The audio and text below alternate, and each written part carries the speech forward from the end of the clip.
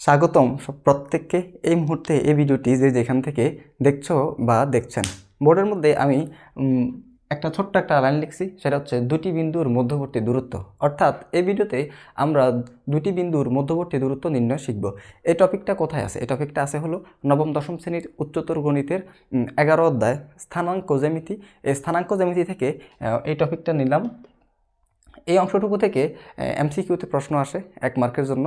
তো এজন্য এবং দেখা যায় যে 4 মার্কের যে কোশ্চেনগুলো থাকে, 4 মার্কের কোশ্চেনগুলো সমাধান করতে গেলে বা সলভ করতে গেলেও এই দুটি বিন্দুর মধ্যবর্তী দূরত্ব এই অংশটুকুর হেল্প নিতে হয়। এজন্য এই অংশটুকু ইম্পর্ট্যান্ট। আমি চেষ্টা করব এই ভিডিওতে এই অংশটুকু ভালোভাবে ব্যাখ্যা করার জন্য। দুটি বিন্দুর মধ্যবর্তী দূরত্ব, এই দুটি বিন্দুর মধ্যবর্তী দূরত্ব নির্ণয় করার আগে আমাদেরকে কিছু বেসিক জানতে হবে। সেটা হচ্ছে মনে করো একটা বিন্দু লিখলাম, একটা বিন্দুর স্থানাঙ্ক। অধ্যায়ের নাম হচ্ছে স্থানাঙ্ক জ্যামিতি। এই যে স্থানাঙ্ক শব্দটা বোঝা লাগবে আগে। স্থানাঙ্ক মানে কি জানো? স্থানাঙ্ক মানে হলো অবস্থান। স্থানাঙ্ক মানে হলো অবস্থান।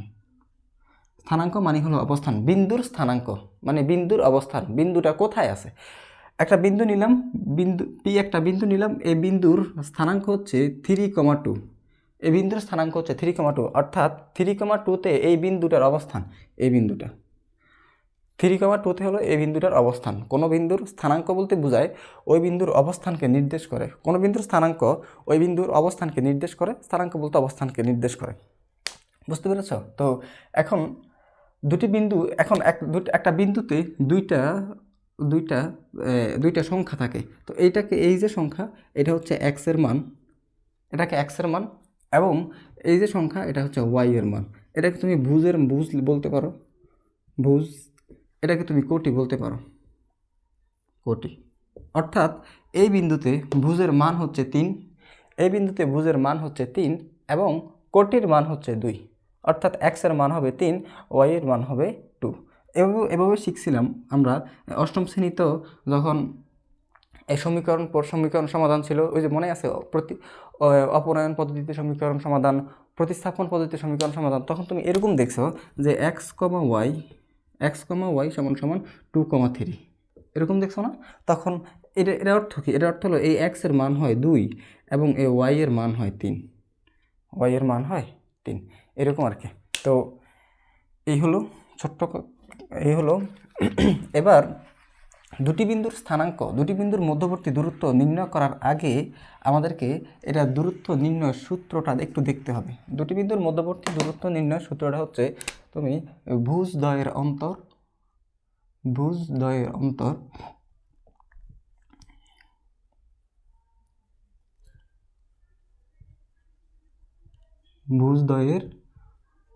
অন্তর তার উপরে বর্গ করব, যোগ কোটিদ্বয়ের অন্তর।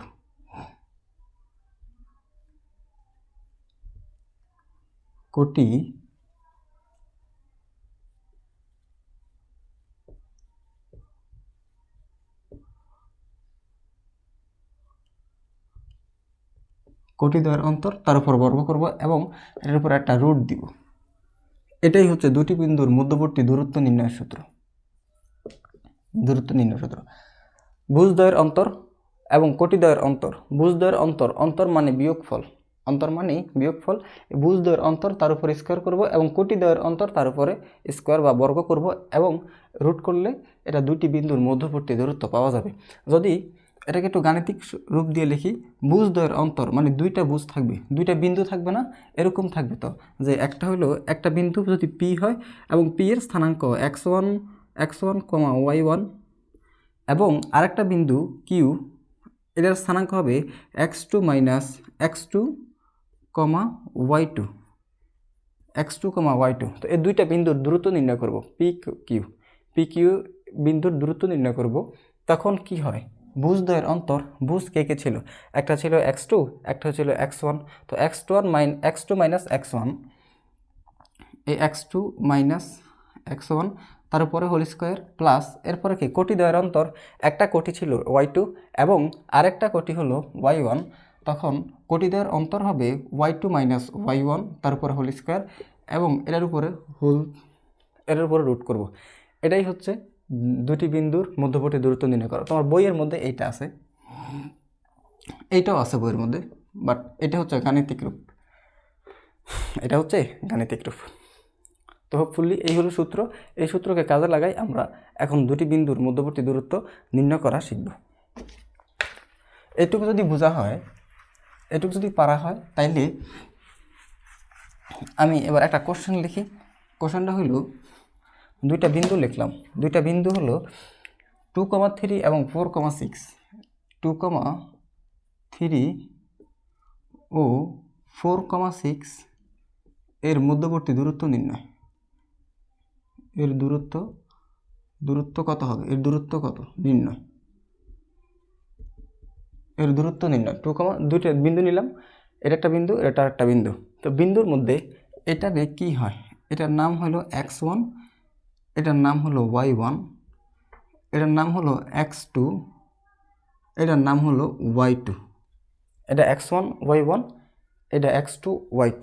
এবং দুটি বিন্দুর মধ্যবর্তী দূরত্ব নির্ণয় করার সূত্রটা কি ছিল? দুটি বিন্দুর মধ্যবর্তী দূরত্ব নির্ণয় করার সূত্রটা ছিল এই যে এই x2 মাইনাস x1 তার উপরে whole square plus y2 minus y1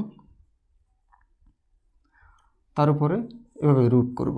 এটা হলো দুটি বিন্দুর মধ্যবর্তী দূরত্ব নির্ণয় করার সূত্র, যা আমরা একটু আগে দেখছি। এখন আমরা এটা সমাধান করব যে এই বিন্দু এবং এই বিন্দু, দুইটা বিন্দুর মধ্যবর্তী দূরত্ব নির্ণয় করব। তো আমরা লিখব যে আমরা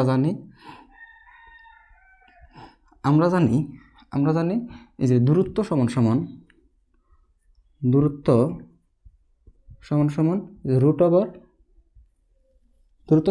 root over x2 minus x1 whole square plus y2 minus y1 whole square.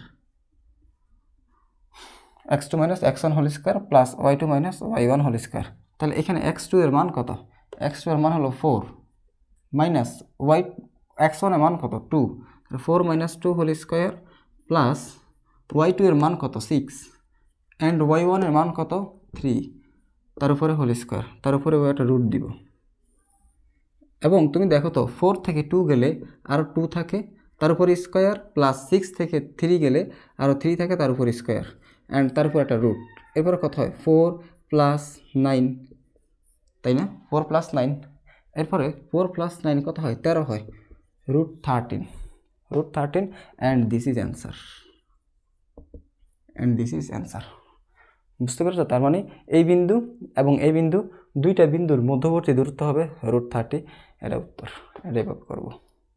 Hopefully বুঝতে পেরেছ। এখন এটার প্রশ্নর যে কাঠামো একটু চেঞ্জ হয়। কাঠামোটা কেমন চেঞ্জ হয় এটা যদি বুঝে থাকো তাইলে আমি এটা মুছবো এবং একটু কাঠামোটা একটু চেঞ্জ হয়। তখন কি হয় জানো? তখন প্রশ্নটা এরকম হয়, মূল বিন্দু